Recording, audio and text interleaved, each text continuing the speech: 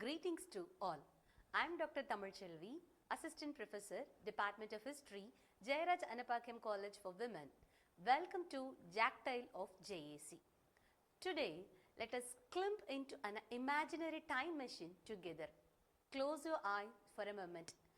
When are we traveling? Not to modern India, but back across more than two countries, all the way to the year 1806. Now, picture the place, massive stone walls, watchtowers rising to the sky, cannons line along the ramparts. Yes, that is Vellore Fort. When we talk about India's freedom struggle, what is the first event that usually comes to your mind? Most of us would say that Great Revolt of 1857, wouldn't we? But here is the interesting questions. Was that really at the beginning? Or had the seeds of rebellion been so much earlier? Historians V.D. Savarkar given us a striking answer for this. He tells us that what happened here at Vellore was not a small disturbance at all. According to him, it was a rehearsal, a preview for the massive uprising that would shake North India 50 years later. So, today, as we stand at the gates of this fort in our imagination, let us ask ourselves what really exactly happened in 1806.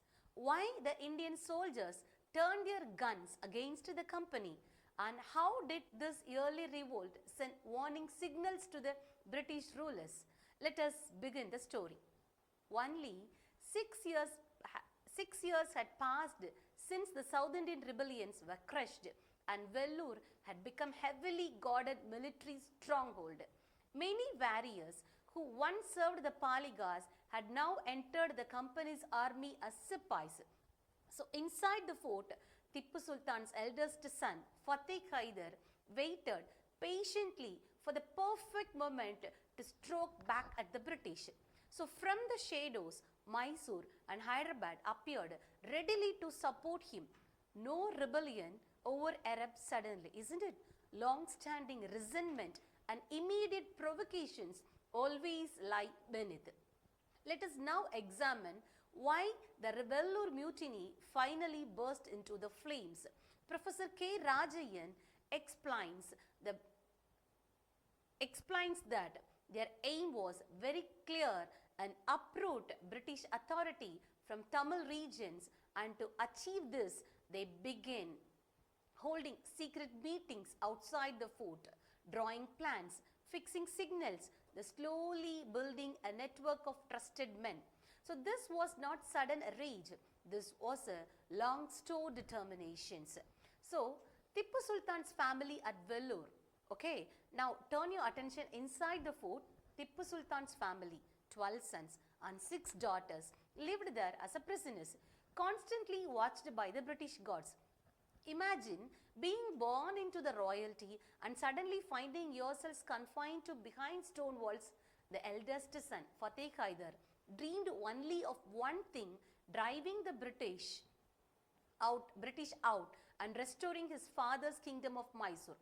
Outside the fort, nearly 3,000 Kannada warriors settled quietly in nearby villages. To ordinary eyes, they appeared peaceful farmers or traders, but in truth, they were waiting, listening, and preparing for the day a signal would come.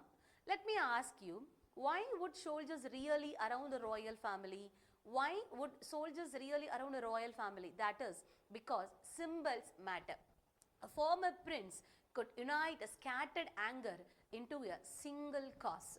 Okay, now turn your attention inside the single cause slide.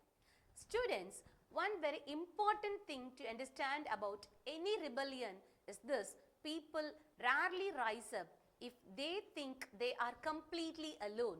The Sipais at Vellore knew how powerful the British East India Company was and had watched it defeated Indian rulers and extend control across vast regions.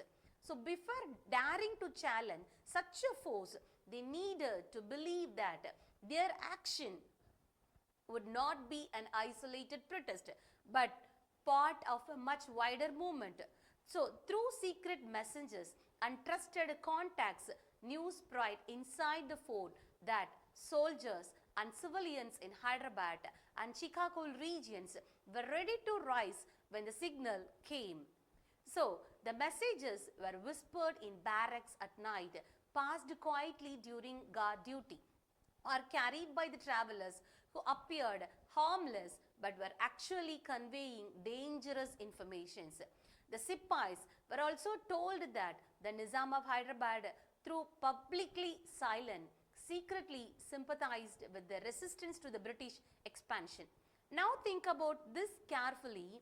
Would ordinary soldiers with families and futures as a stake dare to rebel unless they believed that thousands of others across the region were prepared to stand up at the same time? So, this expectation of wider support turned fear into their confidence.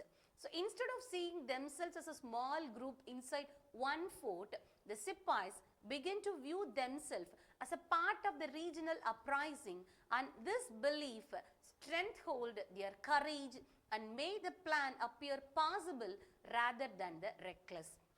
Okay, so meanwhile, the British officers began to sense that something was wrong. Reports reached them that Sipais from Arcot, Mysore and Hyderabad were exchanging messages and that there was talk of combining forces. Just as the school authorities become alert when several classes whisper around the same protest, company officials realized that a united rising across regions could seriously threaten their rule in South India. So now, students, let us move from the secret plans to the daily life. Sometimes big rebellions are born from the small, isn't it? Repeated insults. So the Sipais were forced to European drills, unfamiliar marching styles and new weapon systems. They trained hard and followed commands carefully, yet were still treated as the inferior to the British soldiers. So they were paid less and denied promotion and spoken to harshly, creating a slow banning anger that grew stronger with each passing month.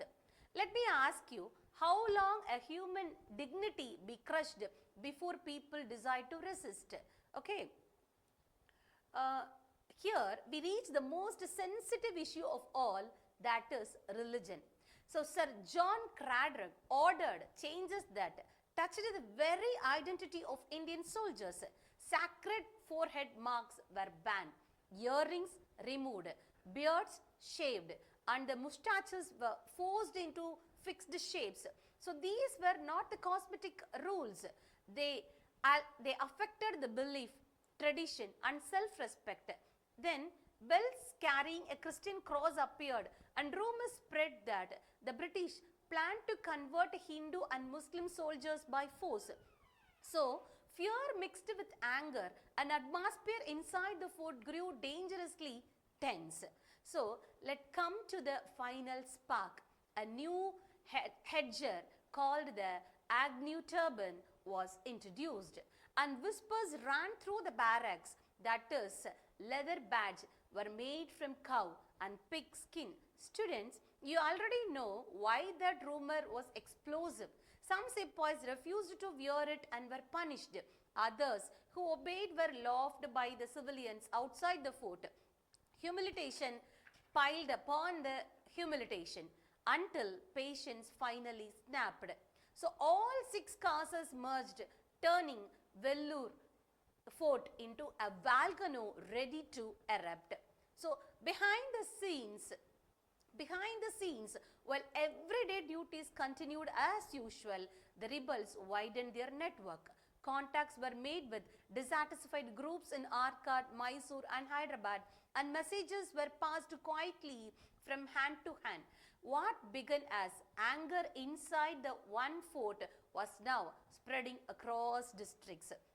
Okay, so people from Pilakonda and Sipais from the Walajabad came pledged support. Soldiers from Chittoor joined the conspiracy.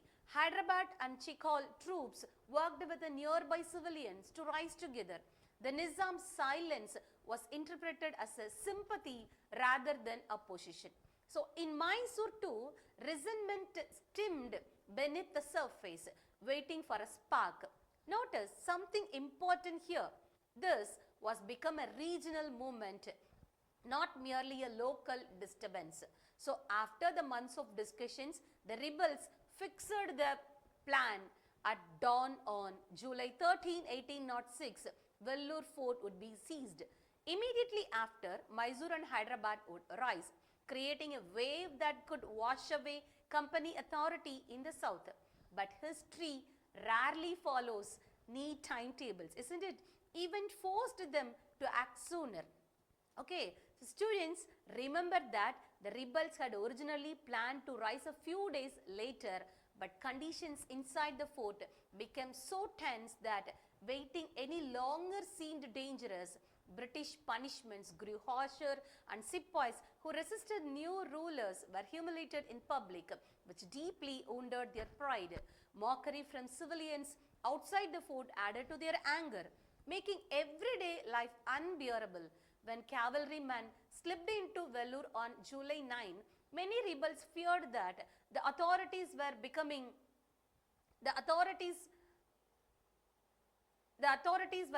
suspicious and that the entire plot might soon be discovered.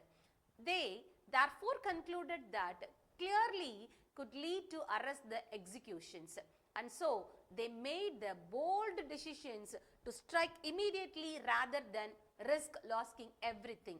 Okay, now imagine the scene. It was 2 o'clock in the morning. The massive fort lay silent and the British officers slept, believing the garrison was secure. Meanwhile, Indian sepoys moved quickly through a dark corridors and open country yards, carrying loaded rifles and whispering final instructions. Suddenly, gunfire shattered the stillness of the night. Students, picture the shock of being awakened by the shots echoing inside the thick stone walls. So this was not a random violence. The rebels had chosen this hour carefully, knowing that surprise was their greatest weapon and that confusion among the British officers would give them an early advantage. So small groups of sepoys quickly surrounded the residences of the British officers, acting with the speed and determinations before alarms could be raised. Colonel Fencourt was killed first, followed by Macreans and Major Armstrong, who were struck down before they had organized resistance or even understand what was happening. So, with senior officers eliminated in the opening minutes, panic spread through the British camp and confusion replaced command and control inside the fort. So, at the same time, another detachment rushed towards the main gate of the fort, overpowered the guards and captured the powder magazine. So this was highly a strategic move because whoever controlled the ammunition controlled the battle. So without access to the gunpowder and weapons, the organized defense would quickly collapse. Students, notice how carefully the rebels planned their actions. They were not merely attacking blindly, but targeting key points inside the fort. So before sunrise, dramatic changes that took inside the Vellore fort. The British flag was pulled down and Tippu Sultan's banner was raised in its place, sending a powerful political message to everyone watching. Fateh Haider was proclaimed as the king, giving the uprising a symbolic leader and revived the hopes of the restoring Indian rule. For nearly 4 hours, the fort remained the rebels' hands, only a short time in the clock hours, but long enough to frighten the British authorities and show that company power could be challenged. Okay, so news of the revolt reached Arcot quickly and Colonel Gillespie rushed towards the Vellore with artillery and cavalry. On arrival, British forces blasted open the gates and launched a fierce counterattack, turning fort into the battlefield filled with smoke, shouting and gunfire. Although the sepoys fought bravely and defended their positions with determinations, British firepower and disciplined formations slowly pushed them back, showing the advantage of a superior weapons and organizations. So, when the fighting finally ended, the human cost was terrible.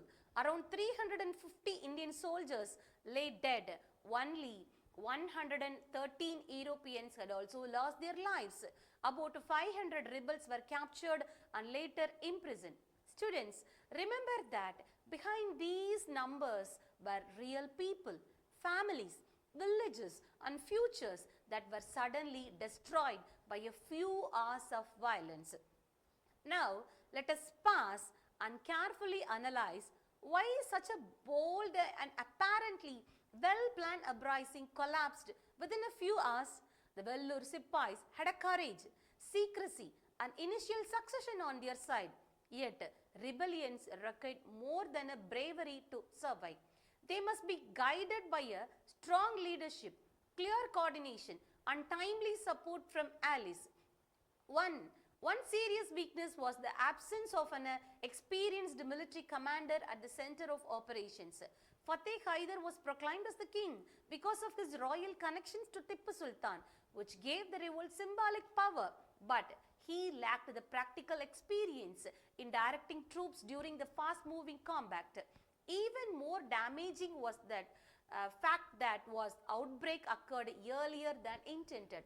So this sudden change ruined communications with sympathetic forces on their regions. So the promised reinforcement never arrived. As a result, the rebels inside the fort found themselves isolated, facing a well-armed enemy without outside assistance.